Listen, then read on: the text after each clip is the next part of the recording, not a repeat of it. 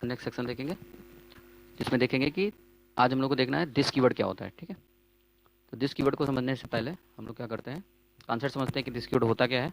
This keyword को हम लोग कीवर्ड भी बोलते हैं और कई बार इसको पॉइंटर भी बोलते हैं। ठीक है, तो सी प्लस में ये कीवर्ड तो है ही, और कीवर्ड हमेशा ध्यान रखना है कि स्मॉल में होते हैं। ठीक है, कभी भी किसी भी चीज़ को लिखेंगे तो वो कैसा होगा, स्मॉल में होगा। तो दिस कीवर्ड भी होता है और दिस पॉइंटर भी होता है। पॉइंटर क्यों कहा जाता है ये भी समझना है। पॉइंटर इसलिए कहा जाता है क्योंकि ये एड्रेस रखता है किसका, करंट ऑब्जेक्ट का। तो हम कह सकते हैं सी प्लस में कि this is a keyword, this is a keyword that refer to the current object of a class. Current object of class को रिफर करता है। क्वेश्चन बनता है करंट ऑब्जेक्ट को जरूरत क्यों पड़ी इसकी। कई बार ऐसा होता है कि हम आउट ऑफ द स्कोप होने के बाद किसी ऑब्जेक्ट की प्रॉपर्टी को कॉल नहीं कर पाते, एम्बिग्युइटी क्रिएट होती है। ठीक है, इन सारी प्रॉब्लम से बचने के लिए ही दिस कीवर्ड का कॉन्सेप्ट दिया गया है। इसके प्रोग्राम में अगर हम जाएंगे तो आपको डिटेल में आसानी से समझ में आएगा। बट जनरली हम कहें तो दिस कीवर्ड को हम लोग दो जगह पर यूज़ करते हैं जनरली। पहला, जब हम दिस कीवर्ड को as a current object use कर रहे हो पैरामीटर पास करने के लिए, जब दूसरे मेथड में पास करना हो, यानी उसी ऑब्जेक्ट को किसी दूसरे मेथड में पास करना हो तब यूज़ करते हैं।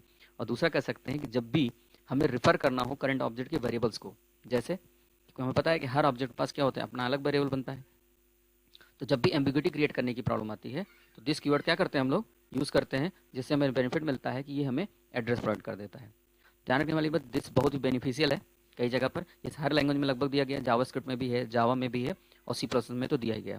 ध्यान रखना है कि दिस को हम पॉइंटर और कीवर्ड दोनों बोलते हैं। ठीक है, तो सिंपल सा कॉन्सेप्ट है, बस इसको ध्यान रखने वाली सबसे मेन इंपॉर्टेंट बात क्या है, it point the current object. ये आपके पास ध्यान रखना है, इसको अंडरलाइन रखिएगा जिससे आपको आसानी से समझ में आ जाएगा। ठीक है, इसको समझने के लिए हम लोग एक छोटा सा एग्जाम्पल लेते हैं। एक मैंने एक प्रोग्राम बनाया हुआ है जिसका नाम है दिस डॉट CPP। बहुत ही सिंपल सा प्रोग्राम है, बट फिर भी आप इसको आसानी से समझेंगे, समझ में आ जाएगा। सबसे पहले इसमें देखिए एक प्रोग्राम है जो मैंने रनिंग है, बहुत ही आसान है, बट इसको थोड़ा सा जब डिटेल में समझेंगे तो आपको आसानी समझ में आएगा। वाई आयो स्ट्रीम डॉट एच कोनी डॉट एच, क्लास ए बनी हुई है पब्लिक, 3 वेरिएबल बने हुए हैं ABC। एक मेथड बना है गेट नंबर जिसमें INT A INT B variable बना हुआ है। दिस, यहाँ पर ध्यान रखना, अभी समझाता हूँ मैं कि एरो का क्या मतलब होगा। ठीक है, तो इसको समझने से पहले यहाँ ध्यान रखिएगा, मल्ट नाम का मेथड बनाया गया, एक नाम फंक्शन इसका नाम है गेट नंबर, जिसके अंदर 2 वेरिएबल हैं A और B। ध्यान रखने वाली बात है कि A और B जो है ये लोकल वेरिएबल्स हैं, और ये जो बाहर बने हुए हैं A और B, यानी इस क्लास के अंदर 2 वेरिएबल हैं A और B नाम के। एक वेरिएबल जो ABC बना हुआ है ये इंस्टेंस वेरिएबल है, क्लास वेरिएबल कह सकते हो, इंस्टेंस वेरिएबल है, हर ऑब्जेक्ट पास बनेगा, और ये जो वेरिएबल है लोकल वेरिएबल है, यानी ये गेट नंबर के अंदर ही रहेगा। क्वेश्चन ये बन रहा है कि इसको हम कॉल कैसे करेंगे।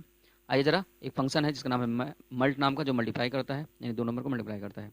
CLR ऑब्जेक्ट बनेगा OBJ1। OBJ1 ध्यान रखना है, यहाँ पर जो वैल्यू बन रही है ये रेफरेंस है, रेफरेंस, रेफरेंस बन रहा है ऑब्जेक्ट A का, पॉइंटर नहीं है, ध्यान रखना है। ठीक है, जब भी रेफरेंस बनता है वो डॉट से कॉल होता है। तो यहाँ देखिए मैंने लिखा है OBJ डॉट गेट नंबर 10 और 20, ये गेट नंबर नाम का मेथड कॉल होगा। A में 10 डाल देगा, B में 20 डाल देगा, 20 डाल देगा। अब ध्यान रखना है कि गेट नंबर के पास भी A और B नाम का वेरिएबल है, और ऑब्जेक्ट के पास भी A और B नाम का वेरिएबल है। अब A की वैल्यू, यानी इस लोकल वेरिएबल की वैल्यू को किस में पास किया गया, दिस डॉट A में। दिस डॉट A मतलब ऑब्जेक्ट का A, ऑब्जेक्ट कौन, OBJ1। OBJ1 के पास भी 3 वेरिएबल होंगे ABC 3 नाम के। तो ये जो लोकल वेरिएबल में वैल्यू आई थी उसको ऑब्जेक्ट के अंदर पास कर देगा। ये B की जो वैल्यू लोकल में आई है उसको पास कहाँ कर देगा, ऑब्जेक्ट में पास कर देगा। ठीक है, इस तरह के कॉन्सेप्ट को पास कर देगा। अब ध्यान समझने वाली बात यह है कि जब हम इसको ऑब्जेक्ट को पास कर देंगे तो वैल्यू असाइन हो गई किसमें, ऑब्जेक्ट के अंदर। बट जब हम लोग मल्टीप्लाई को कॉल करेंगे तो मल्टीप्लाई के केस में क्या करते हैं, मल्टीप्लाई के केस में हम लोग मल्ट नाम का मेथड कॉल करेंगे। मल्ट नाम के मेथड में क्या होगा, A और B, ये जो A और B लिखा हुआ है ये कैसा वेरिएबल हुआ, लोकल वेरिएबल हुआ। अब इस लोकल वेरिएबल क्या कहेंगे, मैं कहूँगा ये ऑब्जेक्ट वेरिएबल है। जब ये ऑब्जेक्ट वेरिएबल की वैल्यू को जो मैंने 10 और 20 दिया था ये मल्टीप्लाई करेगा, C में डाल देगा। ये C किसका वेरिएबल होगा, ऑब्जेक्ट का, यानी जो A और B में वैल्यू आई थी 10 और 20 उसको C में उठा के डाल देगा, और C की वैल्यू कितनी हो जाएगी, 200। इसका मतलब जब मैं मल्ट नाम के मेथड कॉल करूँगा तो मैसेज आएगा product of 10 and 20 is equal to 200। ठीक है, अब इसको देखना है, पहले इसको रन करा के दिखाते हैं तो आपको समझ में आएगा। मैंने ये कंपाइल किया, कोई एरर नहीं, कोई वार्निंग नहीं, बट जब मैं इसको कंपाइल करके रन कराऊंगा तो आप देख पाएंगे कि इसका जो आउटपुट होगा वो आ रहा है प्रोडक्ट ऑफ 10 एंड 20 इज 200। अब यहाँ पर दिस कीवर्ड का काम क्या है, अब मैं यहाँ से दिस कीवर्ड को हटाता हूँ थोड़ी देर के लिए। प्रोग्राम तो अभी तो आउटपुट सही दे रहा है, मैं कैसे लिखता, अगर मैं लिखता तो ऐसे ही लिखता। अब हमारे समझ में तो यह बात आ रही है कि जो A नाम का वेरिएबल ये है, ये जो वेरिएबल राइट हैंड साइड में है वो किसका वेरिएबल है? ऑब्जेक्ट का। बट जो इधर साइड है वो कैसा वेरिएबल है? लेफ्ट हैंड साइड वाला मेथड का वेरिएबल है, यानी फंक्शन का वेरिएबल, लोकल वेरिएबल है। अब क्वेश्चन ये बन रहा है कि जब ये हम लिखेंगे ए इक्वल टू ए, तो सिस्टम ये नहीं समझ पाएगा कि किस ए की बात हो रही है, कौन सा ए, लेफ्ट हैंड साइड वाला ए किसका है और राइट हैंड साइड वाला ए किसका है। ऐसे ही बी की प्रॉब्लम भी होगी। अब ये हमें बताना है कि ये ऑब्जेक्ट ए की बात है, यानी ये जिस ऑब्जेक्ट को मैंने कॉल किया ओबीजे 1 की बात कर रहा है। तो क्वेश्चन ये बन रहा है कि जब ओबीजे 1 को मुझे बताना होगा तो मैं यहाँ पर ओबीजे 1 तो लिख नहीं सकता। अगर मैं लिखूंगा, बताना चाहता हूँ obj 1 dot A and obj 1 dot B. अब देखिएगा, पहले तो मैं इतना ही लिखता हूँ, अभी पहले इसको कंपाइल रन कराता हूँ मैं, देखिएगा एरर आएगी, अनडिफाइंड। ठीक है, ध्यान देखिए, लिखा है अनडिफाइंड सिंबल ओबीजे 1। इसका मतलब जो मैंने ओबीजे 1 बनाया है वो मैं यहाँ पर यूज़ नहीं कर सकता। तो प्रॉब्लम आ रही है कि इसको मैं बताऊँ कैसे कि ये ओबीजे 1 की बात कर रहा है। तो मैं क्या करूँगा, यहाँ लिखाऊंगा दिस कीवर्ड लगाऊंगा, और ध्यान रखना है ये पॉइंटर है। ध्यान रखना है जब भी पॉइंटर होगा तो ये एरो ही लगा के कॉल किया जाएगा, डॉट लगा के कॉल नहीं किया जाएगा। ठीक है, तो मैं दिस का मतलब हुआ करंट ऑब्जेक्ट। करंट ऑब्जेक्ट कौन है इस समय? ओबीजे 1 है। तो जैसे मैं ओबीजे 1 की बात करूंगा और ये पॉइंटर है, पॉइंटर मतलब एड्रेस होता है, और एड्रेस को रिप्लेस करने के लिए एरो ऑपरेटर लगाया जाता है। अगर ये रेफरेंस होता तो डॉट लगा कॉल होता, जैसे कि यहाँ पर कॉल हुआ जा रहा है OBJ 1 dot gate number, OBJ 1 dot multiply.